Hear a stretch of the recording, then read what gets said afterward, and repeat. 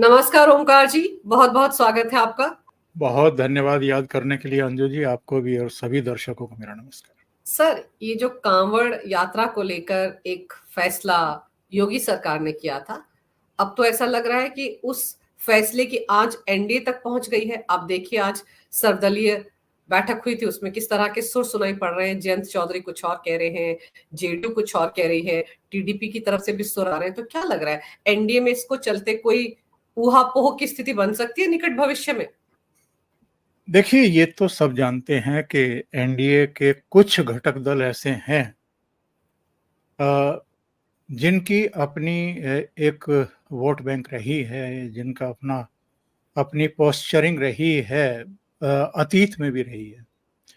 और जाहिर है उनको अपने वोट की ही चिंता होगी, बाकी चीज़ों की तो चिंता वो क्या करेंगे। पर इन सब से एक सवाल पूछा जाना चाहिए। पिछले करीब करीब 3-4 सालों में एक लगातार एक ट्रेंड चल रहा है सोशल मीडिया पर। कोई तंदूर की रोटी बनाते हुए उसमें थूक रहा है, कोई पानी का जार जो है वो साफ करते हुए उसमें भी थूक करके उसको रख रहा है। अभी एक नया वीडियो वायरल हुआ है, एक मुल्ला जी हैं, वो एक गाय को रोटी खिलाता है और जब गाय रोटी खाने लगती है तो वो उस पर पेशाब कर रहा है। उसकी जम करके पिटाई हुई है। इसी तरीके के कर्म कांड जो हैं वो लगातार चल रहे हैं। ये जो हम चाय के साथ बिस्किट्स वगैरह लेते हैं या दूसरी चीज़ें लेते रस हैं, देते।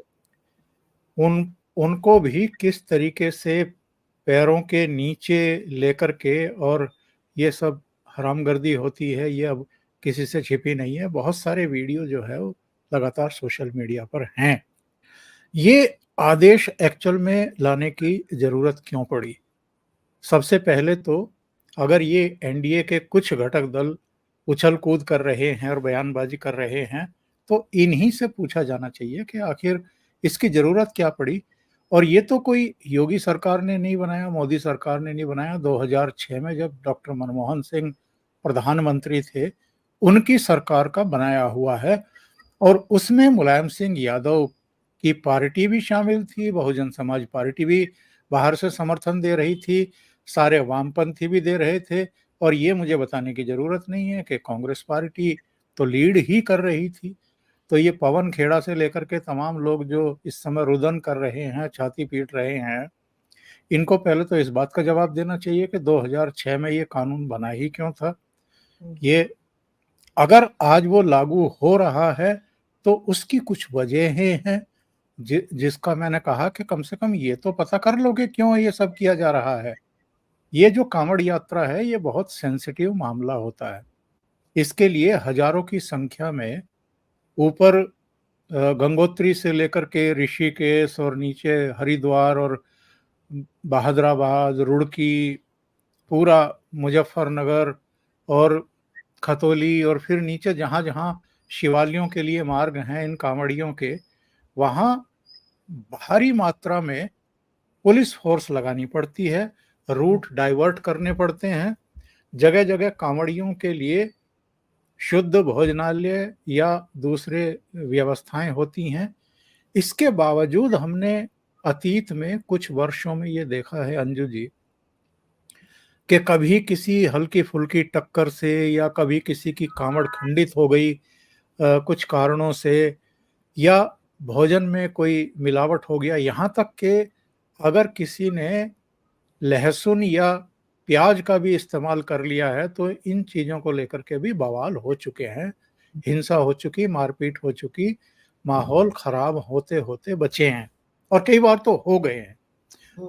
मैं तो जब दैनिक जागरण में था 90 के दशक में मेरठ में और जी। रिपोर्टिंग करता था तो हमने मुजफ्फरनगर के पास एक जगह एक बाग था, वहाँ पर बाकायदा हिंसा देखी थी और कवर की थी।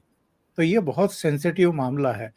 इस सेंसिटिव मामले का जिस तरीके से राजनीतिकरण किया गया है बिना ये सोचे समझे कि किन वजहों से ये करना पड़ा। भई एक मोटे तौर पर आंकड़े अगर देखें तो इस पूरे इलाके में मुस्लिम्स की जो ढाबे हैं, चाय की स्टॉल हैं या दूसरे आपके दुकानें हैं, उनकी संख्या बहुत बड़ी तादाद में है और ये तो अगर आदेश ना होता तो पता नहीं चलता। अब संगम का कैसे सलीम शुद्ध भोजनालय हो गया। तो बताइए। ये सारी चीज़ें पता लग रही हैं कि भई कितने ढाबे जो हैं वो मुस्लिम्स संचालित कर रहे हैं और उन पर कारीगर मुस्लिम हैं। अब पता चल गया है जिन कांवड़ियों को फिर भी मुस्लिम्स के यहाँ जाकर के खाना खाना है ढाबों पर या चाय पीनी है, उनको कोई रोक-टोक थोड़ा है। या योगी सरकार ने ये थोड़ा कहा है कि आप मुस्लिम ढाबों पर जाकर के कुछ खाएँगे, पिएँगे ही नहीं। ये उनके अपने मन की बात है। हुँ, लेकिन उनको ये पता होना चाहिए कि साहब जहाँ से हम कोई चीज़ खरीद रहे हैं या जहाँ बैठ कर के खा रहे हैं, वहाँ पर ये आशंका हो सकती है। वो आशंका टल जाएगी अगर ये सब चीज़ें होंगी और अब तो केवल इस रूट की बात या मुज़फ्फरनगर ज़िले की बात नहीं है। अब तो उत्तराखंड सरकार ने भी ये फैसला ले लिया है, योगी सरकार ने भी फैसला ले लिया है कि केवल मुज़फ्फरनगर नहीं, पूरे पूरे प्रदेश हुँ, जहाँ-जहाँ ये इस तरह की यात्राएँ हैं या दुकानें हैं, वहाँ सब ये सब करना पड़ेगा आपको।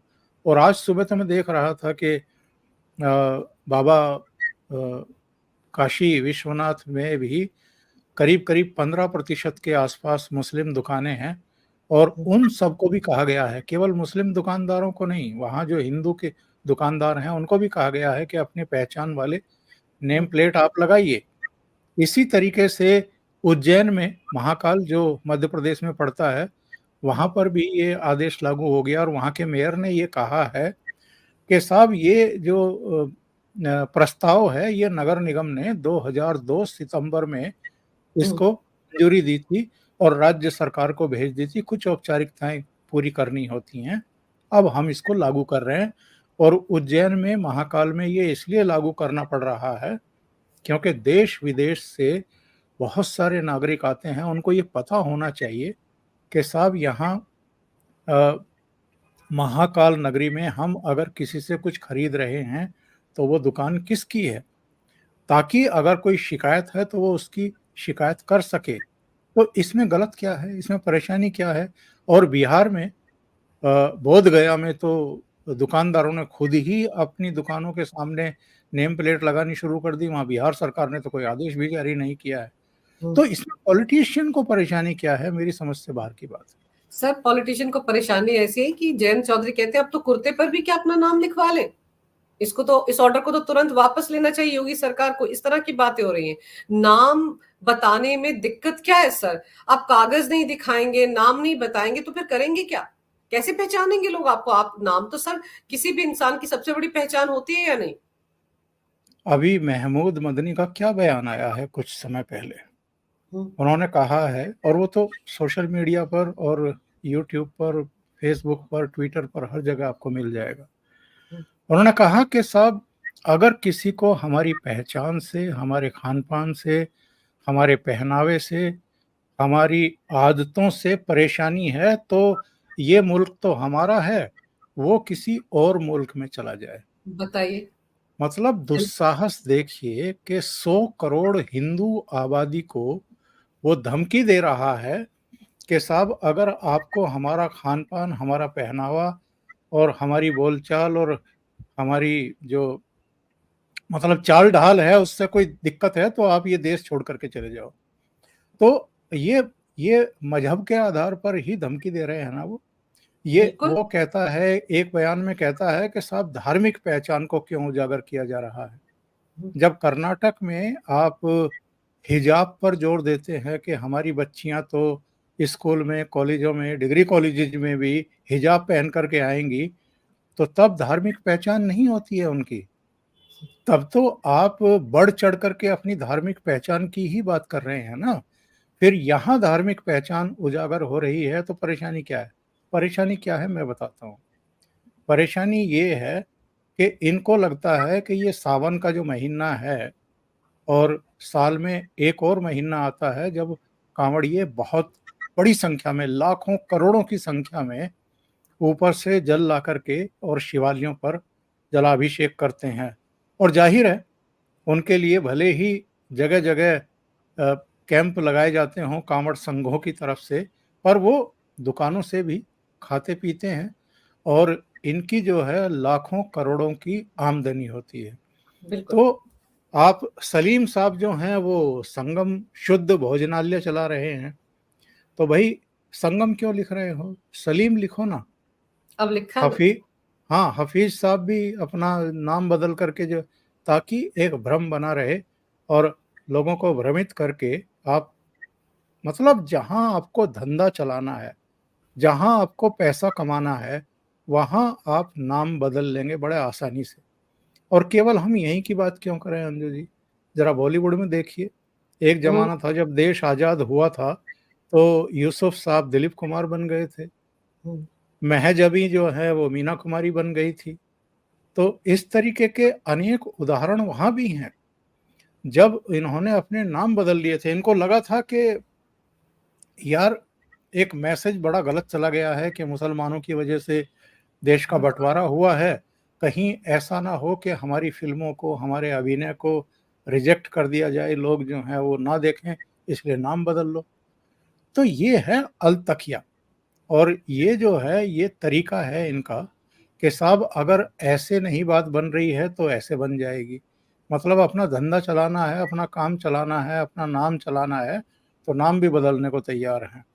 और जब पैर जम जाते हैं तो फिर ना आमिर खान अपना नाम बदलता, ना सलमान खान, ना शाहरुख खान बदलता। फिर उनको लगता है कि अब तो अपना नाम रखेंगे तो भी चलेगा।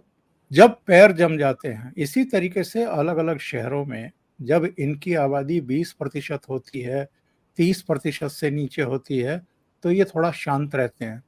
जैसे ही इनकी आबादी जो है वो 40% से ऊपर जाती है या बराबरी के स्तर पर होती है या ऊपर चली जाती है, हम्म। उसके बाद पश्चिम बंगाल के इलाके में देखो ना क्या हो रहा है। बिल्कुल।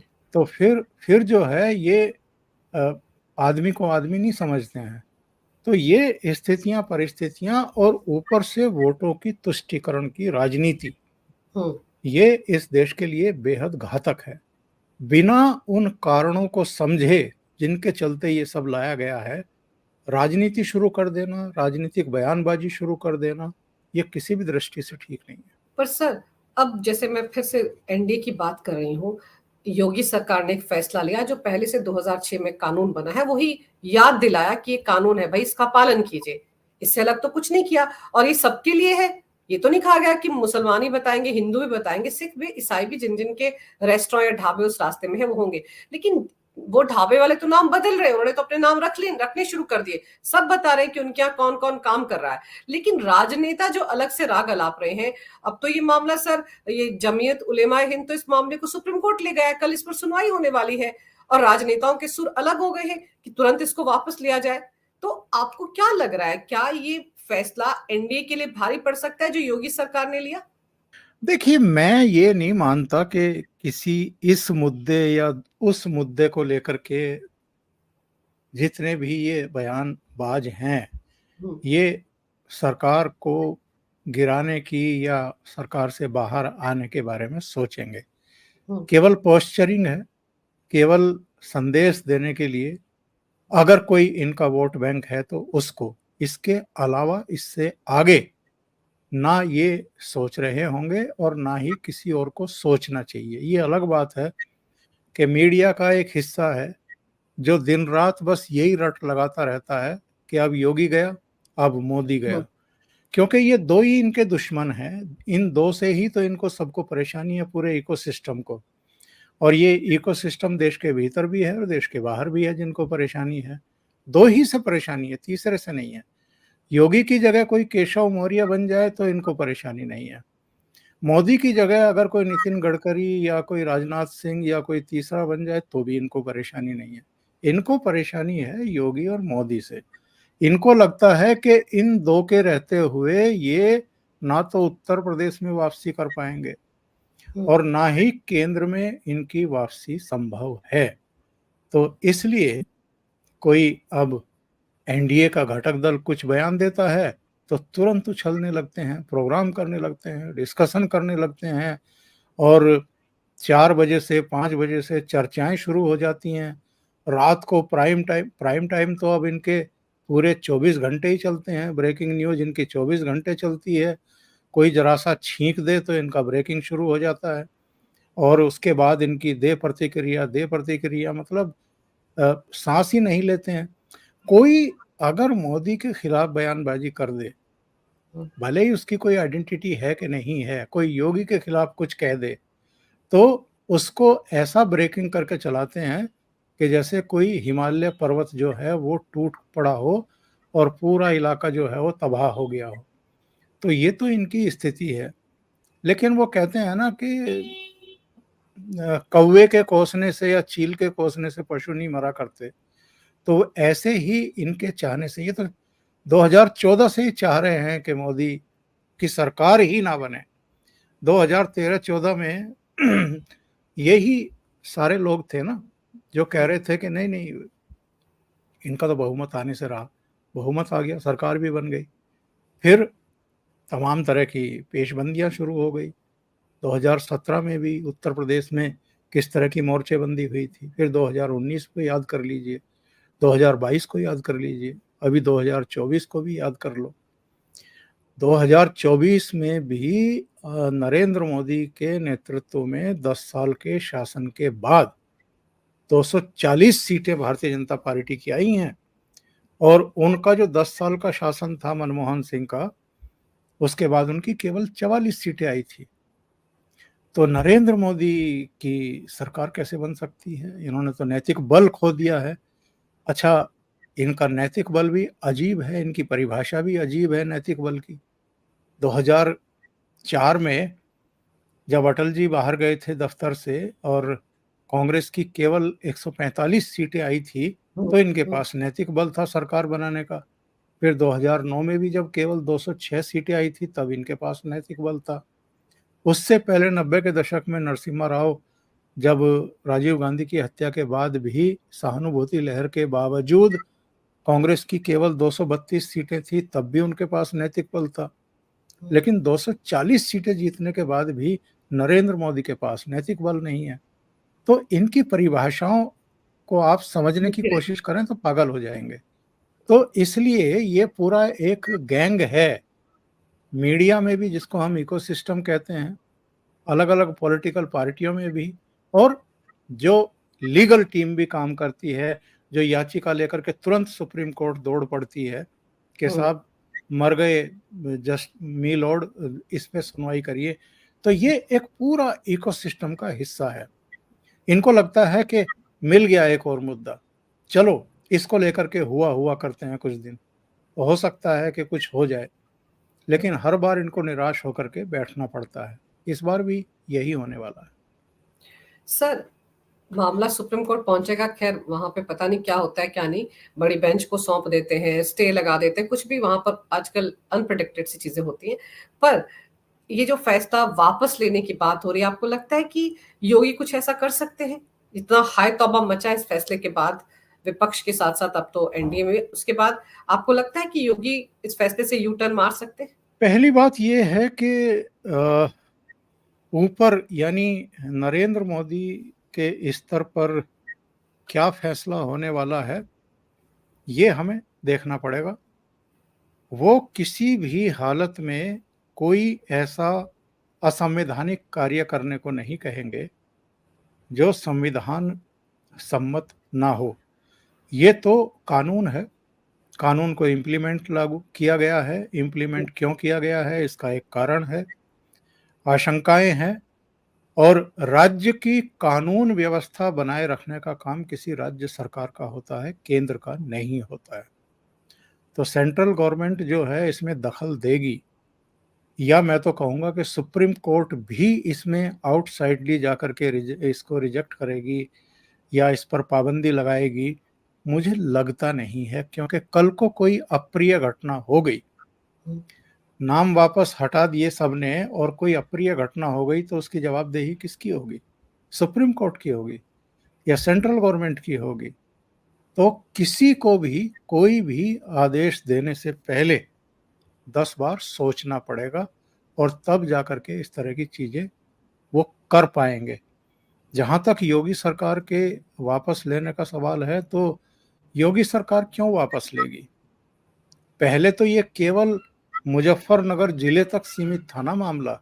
मुजफ्फरनगर के जिला प्रशासन ने एहतियातन ये कदम उठाया था, लेकिन जब अखिलेश यादव के एक ट्वीट से गलतफहमी पैदा हुई, जिसमें उन्होंने कहा था कि ये जन दबाव ही है कि मुजफ्फरनगर पुलिस ने ये कह दिया है कि साहब आप चाहें तो लगा लें और चाहें तो हटा दें, यानी कंपलसरी नहीं है। उसके बाद योगी जी जागे और योगी जी ने इसको पूरे प्रदेश में लागू कर दिया। तो ये योगी का फैसला है साहब, और योगी जब कोई फैसला लेते हैं तो सोच समझ करके ही लेते हैं। तो मुझे नहीं लगता कि योगी जी के स्तर पर इस फैसले की वापसी होगी। सर, बहुत से ऐसे लोग भी हैं, ऐसे विशेषज्ञ भी हैं जो टीवी चैनल्स पर डिबेट में बोलते हैं कि 10 सीटों पर उपचुनाव होने वाला है और लोकसभा चुनाव में बीजेपी को करारी हार का सामना करना पड़ा। उत्तर प्रदेश में बहुत सारी सीटें उनके हाथ से चली गई, 37 सीटें बैठे बिठाए समाजवादी पार्टी को मिल गई, और ये जो 10 सीटें, इनमें से 5 तो पहले से ही समाजवादी पार्टी के पास है। तो इसलिए माहौल ऐसा बनाया जा रहा है, एक तरह से बीजेपी ही तुष्टिकरण करना चाह रही है, पोलराइजेशन करना चाह रही है। आप कैसे देखते हैं इसको? देखिए, एक तो मैं ये जो दुष्प्रचार किया जा रहा है, बीजेपी हार गई और बीजेपी का ये हो गया और बीजेपी का वो हो गया, एक तो इसका जवाब देना बहुत जरूरी हो गया है। बीजेपी का जो वोट परसेंटेज है वो 2019 के आसपास ही इंटैक्ट है उत्तर प्रदेश में। ये क्यों हुआ है? 33 सीटें क्यों आई हैं बीजेपी की, और समाजवादी पार्टी की 37 सीटें और कांग्रेस की 6 सीटें क्यों आई हैं? क्या इसकी गहराई में नहीं जाना चाहिए? जिस तरह के दुष्प्रचार हुए हैं, वो खटाखट वाला मामला, हर महीने 8,500 और हर साल हर एक के खाते में जो है वो 1 1 लाख लाख। रुपया है। इसके अलावा आपका आरक्षण खत्म कर लिया जाएगा, आपका संविधान खत्म कर दिया जाएगा, और पूरा इकोसिस्टम लगा हुआ था। और इसके अलावा जो एक रणनीतिक एक तरफा वोटिंग हुई है बीजेपी और नरेंद्र मोदी को हराने के लिए, ये सब तो उसकी वजह से हुआ है ना। तो भारतीय जनता पार्टी का वोट शेयर लगभग उतना है, तो भारतीय जनता पार्टी कहां से हार गई? केवल इसलिए कि उनकी 37 सीटें और कुल मिलाकर के 43 सीटें और भारतीय जनता पार्टी की 33 सीटें, 2 आप आरएलडी की मिला लें, एक अपना दल की मिला लें, तो इनकी भी करीब करीब उतनी बैठती हैं। सेकंड थिंग ये है कि साहब, एक जरा सा मौका मिलता है और पूरा आसमान सिर पर उठा लेते हैं। 2014 में क्या हुआ, 2017 में क्या हुआ, 2019 में क्या हुआ, 2022 में क्या हुआ, और अब जाकर के हल्का सा कुछ रणनीतिक वोटिंग की वजह से और आपकी गलत बयानी की वजह से, आपके झूठों की वजह से अगर ये परिणाम आया है, तो भारतीय जनता पार्टी हार गई। और अब भारतीय जनता पार्टी को मतलब ध्रुवीकरण करने के लिए ये कदम उठाना पड़ रहा है, ये शो करने की कोशिश कर रहे हैं ये लोग। भारतीय जनता पार्टी की उत्तर प्रदेश सरकार ने जिस वजह से ये कानून इम्प्लीमेंट किया है वो मैंने बता दिया, और योगी जी स्पष्ट कर चुके अपने ट्वीट में ही, और प्रशासन भी स्पष्ट कर चुका है। पहचान उजागर होना जरूरी है जिस तरह के वीडियो आ रहे हैं, ताकि कोई भ्रम की स्थिति पैदा ना हो और कानून व्यवस्था का सवाल खड़ा ना हो जाए। इसमें भी अगर लोगों को कुछ राजनीति दिखाई दे रही है तो फिर ये उनके सोचने का मामला है, स्तर है, उस पर कोई क्या टिप्पणी कर सकता है अंजू जी। सर, आज अखिलेश यादव कलकत्ता पहुंचे हुए थे ममता बनर्जी के शहीदी दिवस में, और वहां पर ममता बनर्जी कह रही थी कि ये सरकार तो बहुत जल्द गिरने वाली है, क्योंकि ये सरकार तो अवैध है, इनके पास तो नैतिक अधिकार ही नहीं है सरकार चलाने का। मतलब आप सोचिए, 240-41 सीटें जिस पार्टी की आई हैं उसके पास नैतिक अधिकार नहीं है, 99 सीटें आने वालों के पास, 25-26 सीटें आने वालों के पास पूरा अधिकार है। ममता बनर्जी जिन सरकारों में रही है उनके पास नैतिक अधिकार था क्या? इंडिपेंडेंटली उन सरकारों के पास बहुमत था? कहीं का ईंट कहीं का रोड़ा, भानुमती ने कुनबा जोड़ा, इस अंदाज में वो सारी सरकारें बनाई गई थी और चलाई गई थी और किस तरह हिचकोले खा रही थी, ये सबने देखा है। तो वो तो ये बात तो छोड़ दें, मैं अंजू जी आपको एक और बात बताता हूँ। जी। ये जो अखिलेश यादव, ममता बनर्जी, उद्धव ठाकरे, शरद पवार, इनकी जो आपस में आजकल जुगलबंदी चल रही है, जो चर्चाएं चल रही हैं, इसमें मैं बहुत कुछ सूंघ रहा हूँ। और ये जो खुशबू आ रही है, ये इस बात की है कि ये सब अब इस चीज को लेकर के परेशान हैं कि ये जो राहुल गांधी इनकी कीमत पर नेता बने जा रहे हैं और पार्लियामेंट के भीतर जो इनके मेंबर ऑफ पार्लियामेंट को भी हाँक रहे हैं भेड़ बकरियों की तरह, बिल्कुल। राहुल गांधी का कद कैसे छांटा जाए और उनको उनकी हैसियत कैसे दिखाई जाए। वो कांग्रेस संसदीय दल के नेता हैं, नेता प्रतिपक्ष हैं, पर राहुल गांधी को ये गलतफहमी हो गई है कि मैं पूरे विपक्ष का नेता हूं। उन्होंने एक तो जगह कही भी है ये बात। तो शरद पवार हों, उद्धव ठाकरे हों, या ममता बनर्जी हों, या अखिलेश यादव हों, इनको लगता है कि हमारी सबकी ताकत मिलाकर के कांग्रेस के आसपास जाकर के बैठ जाती है। तो ऐसे में हम कांग्रेस को अपना, राहुल गांधी को अपना नेता एक्सेप्ट करके क्यों चलें। थर्ड तो मोर्चा। थर्ड मोर्चा अभी बने ना बने, लेकिन संसद के भीतर ये लोग राहुल गांधी को उसकी हैसियत दिखाने के लिए कोई रणनीति बना रहे हैं। आपको याद होगा, जब तक मुलायम सिंह यादव थे तब तक वो कभी भी कांग्रेस की दीर्घाओं में जाकर के अगली मंचों पर नहीं बैठे। केवल एक मौका आया था जब 2019 में लोकसभा चुनाव से ठीक पहले अंतिम सेशन था और मुलायम सिंह यादव अग्रिम पंक्ति में खड़े होकर के नरेंद्र मोदी को आशीर्वाद दे रहे थे कि हम तो चाहते हैं कि आप फिर से आएं और जितने आपके सांसद हैं ये भी सब जीत करके आएं और हम लोग भी जितने हैं उतने ही जीत करके आएं। और सोनिया गांधी बराबर में बैठी हुई उनका मुंह ताक रही थी, कभी पीछे को विपक्षी दलों के सांसदों का मुंह ताक रही थी कि ये मुलायम सिंह यादव क्या कह रहे हैं। तो मुलायम सिंह यादव ने हमेशा अपनी आइडेंटिटी अलग रखी कांग्रेस से, और मुलायम सिंह यादव ने कांग्रेस के साथ किसी भी तरह के गठबंधन का विरोध भी किया, क्योंकि वो अतीत से बहुत कुछ सीखे हुए थे। और शायद अखिलेश यादव को इतनी समझ नहीं है, मायावती को है। मायावती कांग्रेस को कभी भी अपने पास फटकने ही नहीं देती, क्योंकि उनको पता है कि जो उनका दलित वोट बैंक है वो कभी कांग्रेस का वोट बैंक हुआ करता था। अखिलेश यादव को पता है कि इनका जो MY का M है ये कांग्रेस से आया है उनके पास, लेकिन वो गलती कर रहे हैं या गलतफहमी में जी रहे हैं, जिसकी वजह से वो राहुल गांधी के साथ बैठे हुए दिखाई दे रहे हैं। अभी जल्दी ही इनको एहसास होगा। और मुझे लगता है कि ये जो मुलाकातें हैं मुंबई की और कलकत्ता की, बहाने दूसरे हैं, अंबानी के बेटे की शादी है या इनका कोई प्रोग्राम है ममता बनर्जी का, लेकिन कोई खिचड़ी पक रही है। और ये खिचड़ी कब तक पक करके तैयार होगी, बस मुझे इसी का इंतजार है। सर, और मुझे इसलिए भी लग रहा है कि आप देखिए, आज ही शायद अजय राय ने ये ऐलान कर दिया है कि देखिए वो जो 5 सीटों पर अपना दावा ठोक दिया, जो 10 सीटें हैं इनमें से 5 सीटों पर अपना दावा ठोक दिया है, और ये 5 सीटें तो समाजवादी पार्टी के पास जहां उपचुनाव होना है।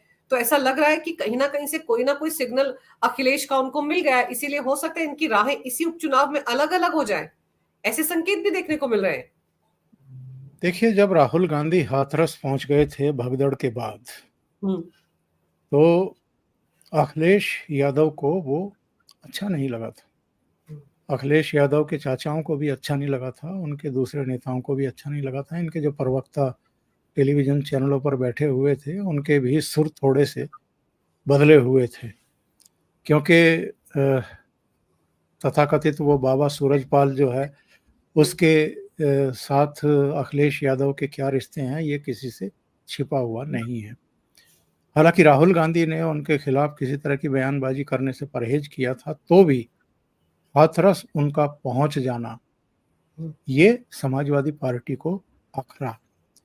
और कौन नहीं जानता है अंजू जी, रायबरेली में अगर 3,90,000 के मार्जिन से राहुल गांधी जीते हैं तो इसमें कितना बड़ा कंट्रीब्यूशन समाजवादी पार्टी का है। बिल्कुल। या केएल शर्मा अगर अमेठी में जीते हैं तो उसमें कितना बड़ा कंट्रीब्यूशन अखिलेश यादव का है और समाजवादी पार्टी का है। जिस पार्टी की अपनी हैसियत विधानसभा चुनाव में 2% वोटों की और 2 ही सीटों की रह गई थी, वो लोकसभा चुनाव में समाजवादी पार्टी की वजह से, अखिलेश यादव की वजह से और साथ मिलने की वजह से 6 सीटें जीत गई। तो क्या ये अखिलेश यादव को दिखाई नहीं दे रहा है कि उनकी कीमत पर, जो नरेंद्र मोदी कहते हैं कि अब कांग्रेस पार्टी परजीवी पार्टी है, यानी सहयोगी दलों का भोजन खाकर के जीवित रहने वाली पार्टी है, और इसके उदाहरण भी हैं।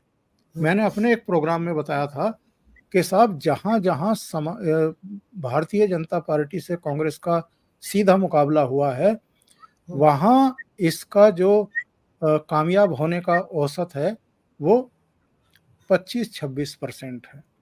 जहां सहयोगी दलों के साथ मिलकर के ये भिड़ी है भारतीय जनता पार्टी से, वहां कांग्रेस पार्टी का परफॉर्मेंस बैठ जाता है 50% के आसपास। तो कांग्रेस पार्टी सहयोगी दलों के कंधे पर सवार होकर के 99 तक पहुंची है। ये सहयोगी दल नहीं समझ रहे हैं क्या? और इसीलिए मैं कह रहा हूं कि कुछ पक रहा है आजकल दूसरे इनके सहयोगी दलों के बीच में। ममता बनर्जी कभी बर्दाश्त नहीं करेगी कि कांग्रेस नेतृत्व करे टीएमसी का। वो कई बार बयान दे चुकी है, कई बार संकेत दे चुकी है कि साहब हमारा तालमेल नहीं है, कांग्रेस हमारी नेता नहीं है।